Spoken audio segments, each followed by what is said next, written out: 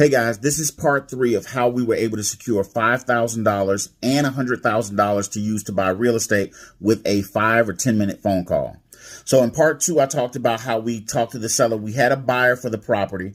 We own the property, but we had a buyer, but we had a seller note on the property. The seller's note was only for 6 months, but we found a buyer in about 2 months. We went to the seller and said, hey, if we could pay you off early and you don't have to wait the 6 months, would you be willing to give us a little bit of a discount? We had another deal come up and we might be able to give you a little bit of a discount. Would you be willing to give us a little bit of a discount? Seller agreed, and they ended up doing knocking off we went back and forth. They ended up knocking off $5,000 if we could close right away, which we were already going to do because we had a buyer.